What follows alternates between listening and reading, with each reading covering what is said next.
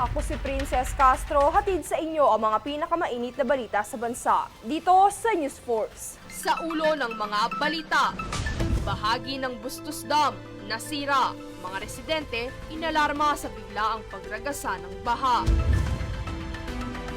Kauna-unahang paggawaan ng electric jeepney binuksan na sa Batangas.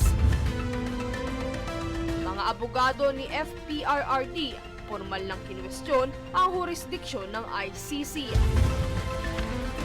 PAOK, inaresto ang 3 Chinese national matapos ang pagkakasangkot sa robbery extortion sa Parañaque.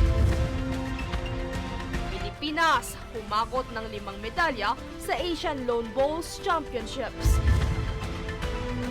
At madre sa Brazil na itinuturing na pinakamatandang tao sa mundo, pumanaw na. Patas at pantay na balita, komprehensibong ulat para sa pulso ng masa. Ito ang News Force.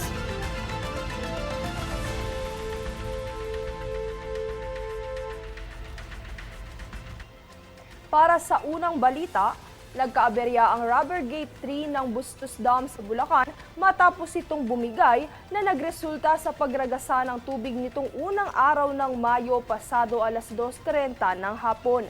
Nangamba at inalerto ang mga residente na naninirahan malapit sa tabing ilog dahil sa posibleng pagtaas ng lebel ng tubig na magdudulot ng pagbaha sa mga kabahayan. Samantala, sinabi naman ng Bulacan Provincial Disaster Risk Reduction and Management Office na wala nang dapat ikatakot dahil kunti lamang ang tubig na ilabas ng dam. Dagdag pa rito, hindi na kinakailangan pang lumikas o magpanik dahil under control na ang sitwasyon.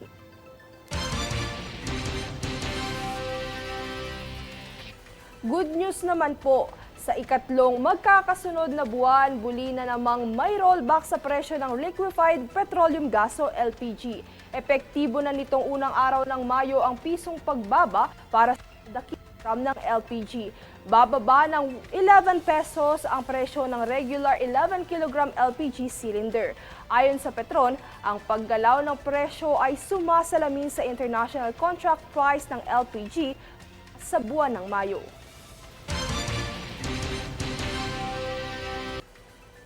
Layo namang mas pagbutihin ng Department of Education, katuwang ang Department of Agriculture at attached agency ng kagawaran na Philippine Carabao Center ang pagsupply ng mga gatas para sa school-based milk feeding programs sa layong lugar sa bansa.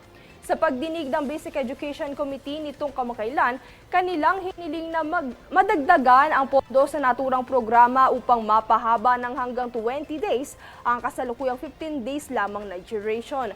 Tugon naman ni Committee Chair Senator Sherwin Gatchalian na susubukan itong magsumite ng isang budgetary hinggil sa naturang paksa.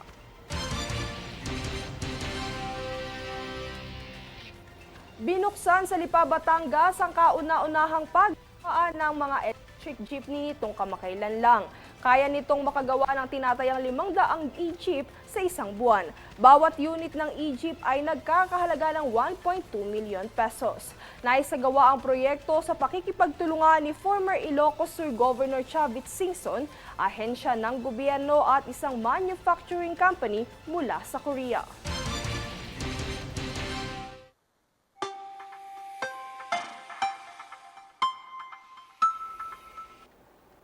Sa ating ulat panahon, isang low pressure area ang namumuo ngayon sa silangang bahagi ng Hinatuan, Surigao del Sur. Apektado nito ang Eastern Visayas, Central Visayas, Northern Mindanao, Caraga, Davao Region, Catanduanes, Albay, Sorsogon at Masbate. Samantala, Intertropical Convergence Zone o ITCZ naman sa Mindanao. Susunod sa News Force. DICT at search engine Google magkatuwang na lalabanan ng fake news sa bansa. DPWH muling nagisa sa pagdinig ng collapse bridge sa Isabela.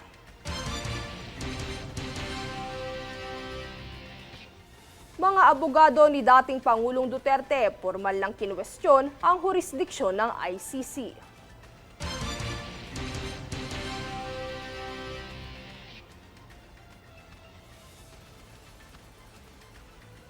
Manatiling nakatutok para sa higit pang mga balita sa pagbabalik ng News Force.